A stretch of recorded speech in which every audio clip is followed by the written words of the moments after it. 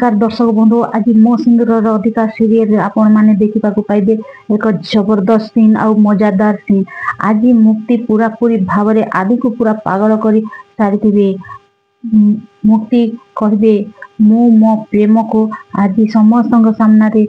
जणे दूची आम भल पाइबा वर्ल्ड रो सबुठारो बेस्ट जोड़ी हेले मिस्टर दानव तमे हारिबो आज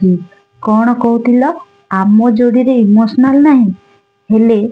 ना तमे बोका बुद्धू मिस्टर दानव तमे मते ना पूरा समस्त रोमांटिक रे एमिति आउ पूरा फिल्म स्टाइल रे रखी मते देखो समस्ते सेटा पुणी समस्त सामने तापरे जे मो सुण तळकू आम जोड़ी रे नहेले सब तळकू मो इमोशनल भी अछि बुझिला लव भी अछि तमे बुझिला मिस्टर दानव तम ए वाइफ ना तुमको बाध्य होई भल पाए मुक्ति को तळकू ओळेवा पई से नाटक करी तांको प्रपोज करबा को चैनल को सब्सक्राइब कर दियंतु एंती प्यारा सा कमेंट कर दियंतु बोली जते बेले कहबी तापरे कहबी प्लीज तमे मो लाइफ पार्टनर हेबो मुक्ति कहबे हाँ हाँ